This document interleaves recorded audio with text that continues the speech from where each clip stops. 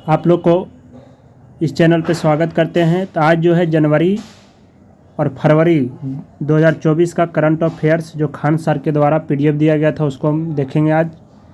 तो अगर आप लोग नए आए हैं तो चैनल को सब्सक्राइब ज़रूर कर दें ताकि आप लोग को वीडियो का नोटिफिकेशन मिलता रहेगा। आइए सबसे पहले देखते हैं करंट अफेयर्स के लिए। पहला प्रश्न है, इसमें 20 प्रश्न दिया गया है।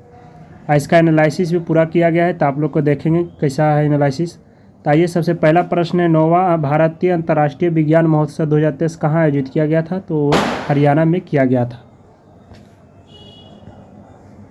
यहाँ एनालिसिस देखते हैं क्या कहा गया है। भारत का पहला अंतर्राष्ट्रीय विज्ञान महोत्सव 2015 में आयोजित किया गया था और जो है 9वां संस्करण था। 17 से 20 जनवरी 2024 को हरियाणा के फरीदाबाद में आयोजित किया जाएगा।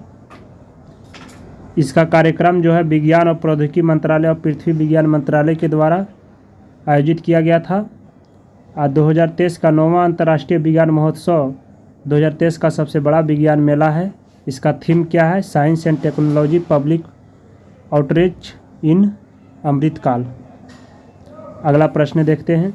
विश्व देश के यूनेस्को विश्व धरोहर की समिति 46वें सत्र का अध्यक्षता और मेजबानी के लिए चुना गया, इसको भारत को चुना गया है।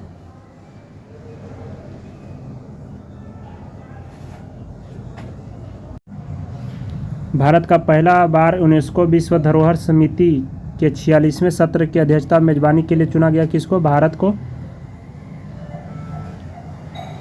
और विश्व धरोहर समिति के वर्तमान में कितने देश शामिल है? 21 देश शामिल है। इसकी स्थापना पूछा जाता है बहुत। यूनेस्को की स्थापना 16 नवंबर 1945 को हुआ था। 16 नवंबर 1945 को हुआ था। इसका मुख्यालय फ्रांस की राजधानी पेरिस में है। उद्देश्य था इसका शिक्षा, वैज्ञानिक सहयोग और सांस्कृतिक समझ में आदान प्रदान के जरिए वैश्विक शांति और कल्याण को बढ़ावा देना। भारत वर्ष 1946 में यूनेस्को का सदस्य बन गया था। यूनेस्को भारत की अस्थायी प्रतिनिधि विशाल वी वर्मा है। अभी यूनेस्को में भारत का अस्थायी प्रतिनिधि कौन है? विशाल वी वर्मा। अगला प्रश्न, भूटान के नए प्रधानमंत्री कौन बने हैं? तो भूटान के नए प्रधानमंत्री जो बने हैं वो सोरिंग तोगबे है। सोरिंग तोगबे बने हैं वर्तमान में भूटान के। अब देखते हैं भूटान के बारे में। भूटान का नया पीएम तो चुन लिया गया है।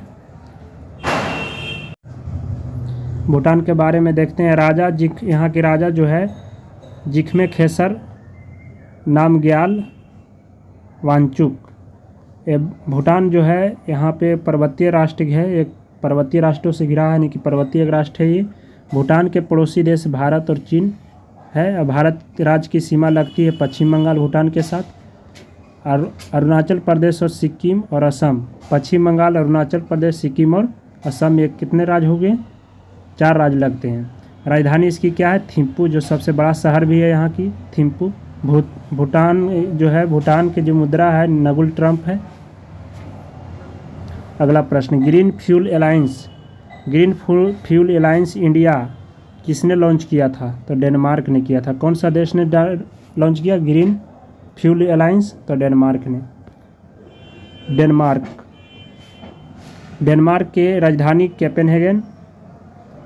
कोपेनहेगन और मुद्रा जो है डेनिश क्रोन। प्रधानमंत्री मेटे डेरिक्सन। इसका उद्देश्य क्या है? फ्यूल अलायंस का उद्देश्य क्या है? तटस्थता, यानी कि क्या करेगा? ईंधन के क्षेत्र में आगे बढ़ाना और कार्बन तटस्थता में प्राप्त करने में दिशा और सामूहिक प्रयासों को मजबूत करने का उद्देश्य और रणनीतिक सहयोग। इसका पीडीएफ आपको मेरे टेलीग्राम चैनल पर दे दिया जाएगा। इसमें लिंक भी दे दिया जाएगा टेलीग्राम का। अगला प्रश्न, डीआरडीओ ने सशस्त्र बलों के लिए कौन सा स्वदेशी असॉल्ट राइफल लॉन्च की है? तो इसका सही आंसर क्या है? उग्रम।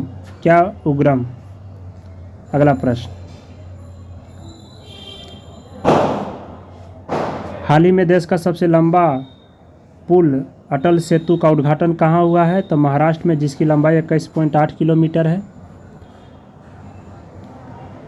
इसका उद्घाटन प्रधानमंत्री नरेंद्र मोदी ने किए हैं। 12 जनवरी 2024 को किया था। भारत के पूर्व प्रधानमंत्री अटल बिहारी वाजपेयी के नाम पर अटल सेतु रखा गया है। अटल ब्रिज जो है देश का सबसे लंबा समुद्री ब्रिज है। इसकी लंबाई 21.8 किलोमीटर है। ये अटल सेतु जो है मुंबई से नवी मुंबई को आपस में जोड़ता है। मुंबई से नवी मुंबई को जोड़ता है। जो 2 घंटे का सफ़र था लगभग 15 मिनट में ही पूरा कर लिया जाएगा। आप लोग देख सकते हैं कि फिगर में दिखाया गया है।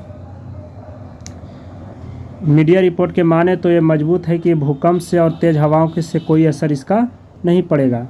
यह दुनिया का सबसे बड़ा लंबा समुद्र पुल बनाया गया है, अटल सेतु। एप्पल को छोड़कर जनवरी 2024 में दुनिया का सबसे मूल्यवान कंपनी कौन बन गई है? तो माइक्रोसॉफ्ट जो है बन गई है। अगला प्रश्न, अब माइक्रोसॉफ्ट के बारे में देख लेते हैं। इसकी स्थापना हुई थी, माइक्रोसॉफ्ट की स्थापना 1975 में हुई। इसके मुख्यालय संयुक्त राज्य अमेरिका में। सत्य नडेला इसके चेयरमैन हैं। अगला प्रश्न, हाल ही में लाई चिंगते किस देश के तीसरी बार राष्ट्रपति चुने गई है? तो ताइवान के चुने गए हैं, ताइवान के। अगला प्रश्न इसमें देखते हैं, ताइवान की राजधानी ताइप सिटी है और इसकी मुद्रा जो है ताइवानी डॉलर है। यहाँ की पहली महिला राष्ट्रपति साई इंग वेन है। अगला प्रश्न, हाल ही में आकाश न्यू जनरेशन मिसाइल का सफल परीक्षण कहाँ हुआ है? तो इसका सफल परीक्षण जो है चांदीपुर उड़ीसा में हुआ है। बहुत इंपॉर्टेंट क्वेश्चन है, चांदीपुर उड़ीसा में हुआ है। इसकी स्थापना डीआरडीओ की स्थापना बहुत पूछता है। 1958 में इसका मुख्यालय दिल्ली में है। इसका अध्यक्ष जो है अभी वर्तमान में डॉक्टर समीर वी कामत है। इसका समीर वी कामत है। अगला प्रश्न, जनवरी 2024 में जारी हैंडले पासपोर्ट इंडेक्स में भारत का स्थान कैमा है? तो 80 स्थान प्राप्त हुआ है। भारत में नागरिक 62 देशों के बिना वीजा के जा सकते हैं। अगला प्रश्न, समान नागरिक संहिता लागू करने वाला भारत का तीसरा राज्य कौन बन गया है? तो असम बन गया। सबसे पहला गोवा बन गया, दूसरा उत्तराखंड, तीसरा असम बना है। समान नागरिक संहिता जो है अनुच्छेद पूछेगा तो 44 में है। असम के मुख्यमंत्री अभी वर्तमान में कौन है? हेमंत बिस्वा शर्मा। असम के जनजातियों को छोड़कर संपूर्ण राज्य में भारतीय संविधान अनुच्छेद 44 समान नागरिक संहिता क्या किया गया है? लागू कर दिया गया है। इसकी राजधानी दिसपुर, असम की राजधानी दिसपुर। हेमंत बिस्वा शर्मा यहाँ मुख्यमंत्री। राज्यपाल गुलाब चंद कटारिया। नेशनल पार्क यहाँ पर कौन कौन है? देहिंग पटकाई, रायमोना, काजीरंगा, मानस और नामेरी, ओरांग और डिब्रू सैखोवा। इसकी प्रमुख त्यौहार बिहू बहुत पूछा जाता है, बिहू और अम्बुबाची मेला। अम्बुबाची भी मेला असम की बहुत ही फेमस त्यौहार है।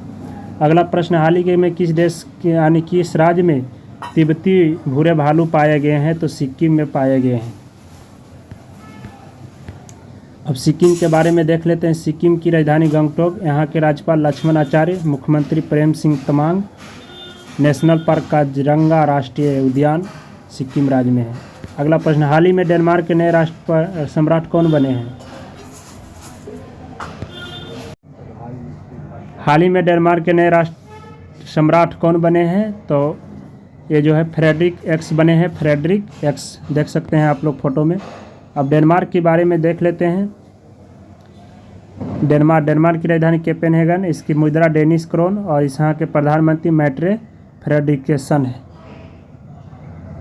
अगला प्रश्न, वर्ल्ड इकोनॉमिक फोरम की सालाना मीटिंग किस शहर में हुई थी?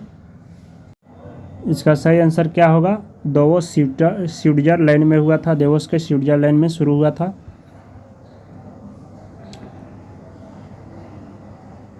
इसकी स्थापना की बात किया जाए तो 1971 में इसकी स्थापना हुई। इसकी मुख्यालय स्विट्जरलैंड जेनेवा में हुआ था। इसकी मुख्यालय है। अगला प्रश्न, किसे सर्वश्रेष्ठ फीफा पुरुष खिलाड़ी का अवार्ड से सम्मानित किया गया है? तो इस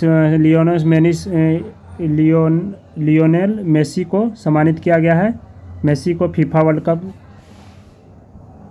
ये तीसरी बार बन चुके हैं। लियोन मेसी जो है तीसरी बार खिताब जीत चुका है फीफा वर्ल्ड कप का। इसकी स्थापना फीफा की बात किया जाए 1904 में। यहाँ स्विट्जरलैंड इसका मुख्यालय है। इसका अध्यक्ष जो है गियानी इन्फैंटो है। अगला प्रश्न, हाल ही में भारतीय नौसेना ने किस जहाज़ को सेवा मुक्त कर दिया गया है? तो किसको मुक्त कर दिया है? तो चीता को, ऑप्शन बी। वर्तमान में नौसेना के प्रमुख कौन है? आर हरि कुमार। तो प्रश्न खत्म हो चुका है। 16 प्रश्न इसमें था। आगे 16 प्रश्न से आगे देखेंगे। तब तक के लिए धन्यवाद। जय हिंद। अगर नया हैं तो चैनल को सब्सक्राइब जरूर कर लीजिएगा। तब तक के लिए धन्यवाद।